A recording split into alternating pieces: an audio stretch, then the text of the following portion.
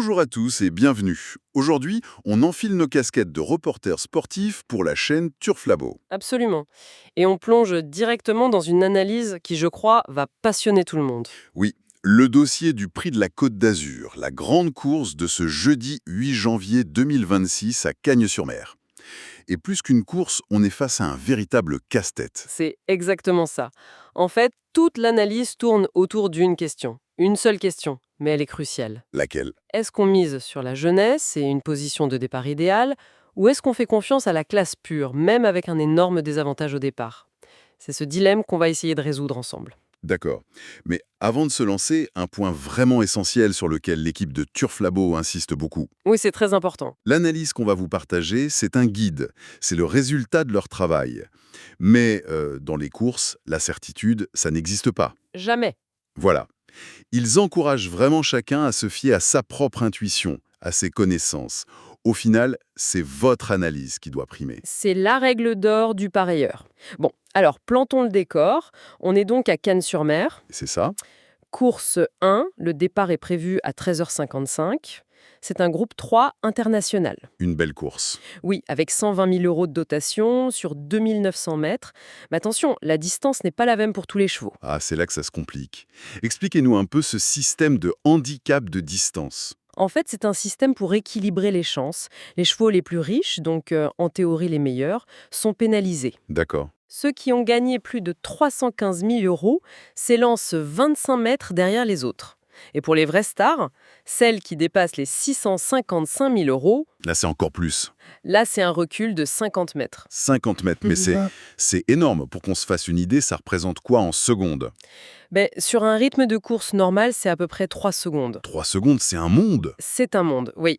Surtout à Cagnes. La piste est en pouzzolane, c'est un revêtement un peu spécial, et la ligne droite finale ne fait que 300 mètres. C'est très très court. Donc si on est loin à l'entrée de la ligne droite, C'est quasiment impossible. Rendre 50 mètres ici, c'est, comment dire, c'est un défi immense. Vraiment. le défi est colossal donc. Et côté météo, terrain, qu'est-ce qu'on annonce? Alors, la piste est jugée bonne, le ciel sera un peu voilé et on attend une température de 9 degrés Celsius. Donc, des conditions plutôt bonnes. Pas de quoi perturber les chevaux. Non, a priori, non. Bon, avant de dévoiler la sélection finale de Turf Labo, il faut faire un peu de tri, j'imagine. Il y a des chevaux que l'analyse a choisi d'écarter, mais peut-être avec des nuances. Exactement. On peut les classer un peu par catégorie si vous voulez. Allons-y. D'abord, il y a ceux pour qui la course d'aujourd'hui, c'est pas vraiment l'objectif. Une course de préparation, quoi. Voilà. C'est le cas du numéro 13, Gibus. Il vient de bien courir, c'est vrai, mais son entourage vise une autre épreuve le 21 janvier. Et en plus, il reste ferré. Alors, ferré, pour ceux qui sont un peu moins familiers, ça veut dire qu'il court avec ses fers. C'est un peu comme un athlète qui ferait un 100 mètres avec ses chaussures de footing au lieu de ses pointes. C'est une excellente image, c'est exactement ça. Ça l'alourdit, c'est moins confortable, bref, c'est un signe clair que l'entourage ne cherche pas la victoire à tout prix aujourd'hui. D'accord. Et c'est un peu la même chose pour le numéro 11, Héros des Mottes. Lui, en plus, il est très mal engagé au niveau des gains, donc pour lui, on peut parler d'un pass sans grand risque. Ok, donc ça c'est le groupe de ceux qui préparent autre chose. Et ensuite? Ensuite, on a les chevaux qui, malgré leur qualité, affrontent un lot qui semble un peu trop fort pour eux ou un handicap trop lourd. D'accord. Prenez le numéro 12, Gala de Crène. C'est un cheval très courageux, il a encore de beaux restes, mais devoir rendre la distance à des concurrents de cette classe, ça relève de l'exploit. Mission quasi impossible. Voilà. Ou encore le numéro 7, Give Me. Il avait créé une énorme surprise l'été dernier, mais il ne semble plus du tout dans la même forme. Face à un lot comme ça, il visera au mieux une petite place, en bout de combinaison. Ce qui nous amène à un dernier groupe parmi les non sélectionnés. J'imagine que ce sont les possibles troubles faits. C'est ça. Ceux qui pourraient venir pimenter un peu les rapports. Eux, il faut garder un œil dessus. Qui sont-ils? Il y a d'abord le numéro 2, Iron Messois. Lui, il revient de loin après une longue absence, mais sa dernière ligne droite à Vincennes était vraiment très encourageante. Ah oui. Oui.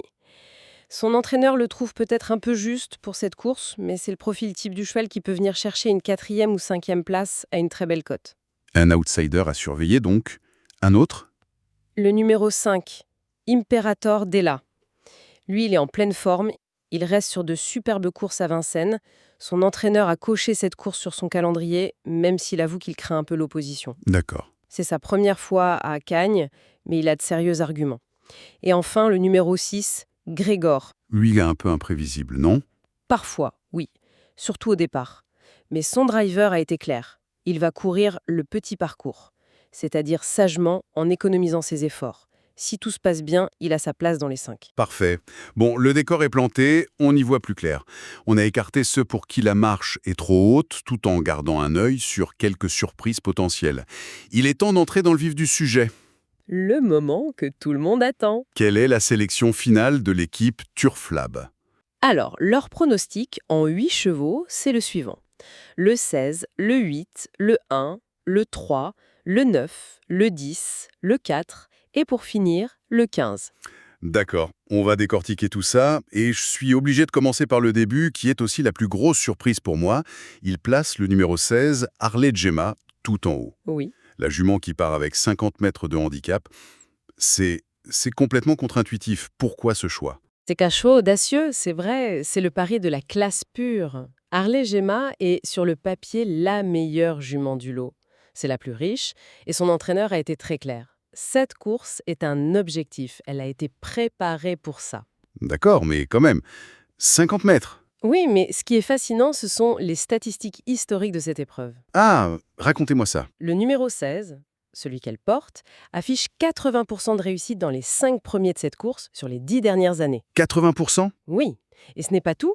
Le cheval le plus riche, ce qu'elle est, a une réussite de 70%. Ah oui, d'accord. On a donc la convergence de 2 indicateurs statistiques très très puissants sur le même cheval. C'est un signal d'une force statistique assez rare en fait. La question c'est, est-ce que cette force statistique peut annuler un handicap physique aussi énorme? C'est toute la question. Et Turflabo parie que oui. C'est un pari sur l'exceptionnel. Très intéressant. En face, en deuxième position, ils mettent le numéro 8, Freetime Jepson. Lui, il part au premier poteau. C'est l'antithèse totale. C'est le challenger, oui. Et c'est d'ailleurs le grand favori de la presse. L'histoire montre que ce statut est important en 20 Left. 90% de réussite pour le favori de la presse dans cette course. C'est énorme. C'est énorme. C'est le seul 5 ans au départ, ce qui montre sa précocité. Et il vient de l'écurie d'Alessandro Gocciadoro qui est dans une forme... La fameuse écurie italienne. Exactement. Une forme stratosphérique. 94% de réussite dans les 3 premiers sur les 30 derniers jours. C'est fou. Waouh. Il doit juste se racheter d'une petite faute récente. Mais son potentiel est immense. On a donc un duel au sommet. La classe et l'histoire, avec Harley Gemma, contre la jeunesse et la forme étincelante de Freetime Jepson. En troisième, le numéro 1, Jericho.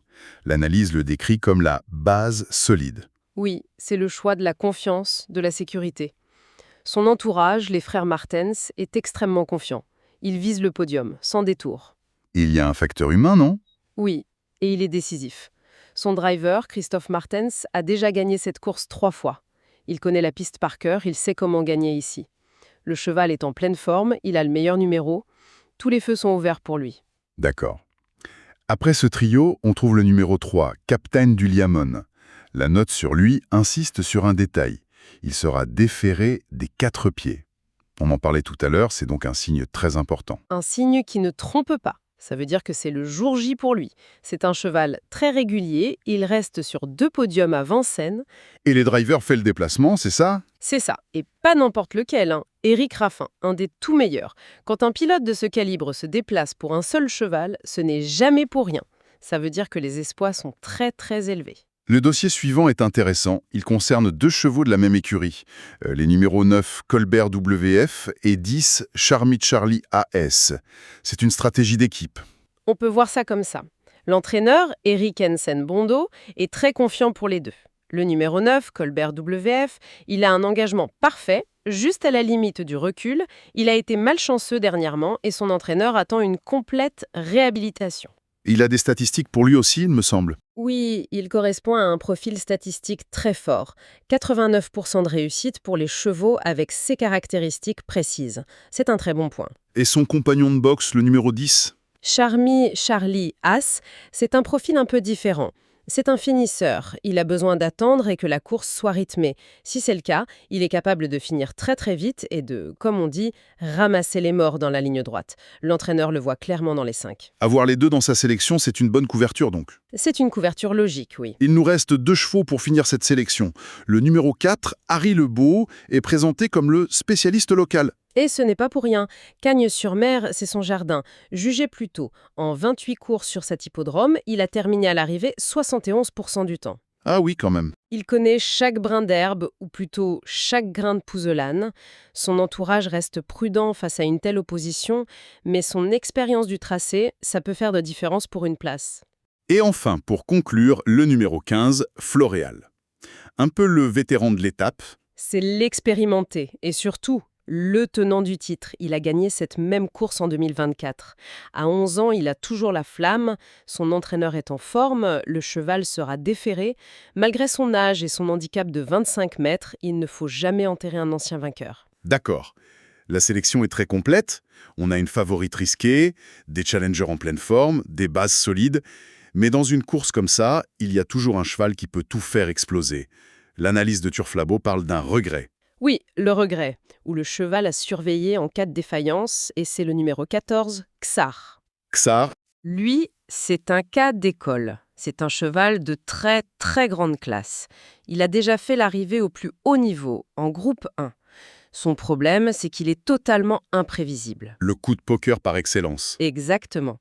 C'est la roulette russe, capable du meilleur comme du pire. Son entraîneur pense qu'il en a un peu marre de Vincennes et que le changement d'air à Cagnes pourrait le réveiller. Il est comment à l'entraînement? Il dit que c'est un véritable lion le matin, avec un pilote qui connaît Cagnes par cœur. S'il est dans un bon jour, son finish peut être dévastateur. Il a les moyens de monter sur le podium. C'est le grain de sable qui peut tout enrayer. Bon, récapitulons.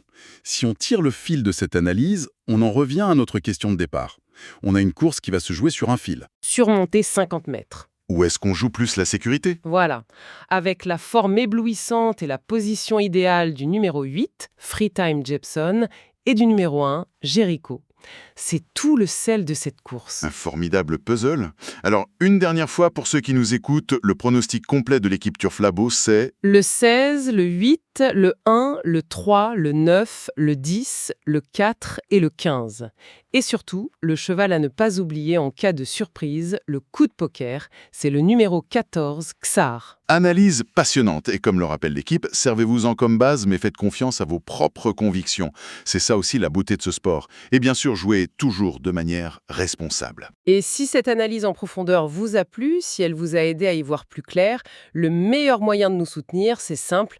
Abonnez-vous à la chaîne, cliquez sur le bouton j'aime et partagez ce contenu avec vos amis passionnés.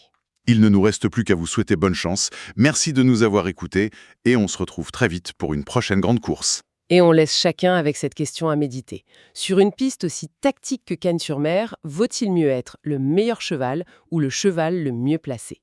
Réponse ce jeudi.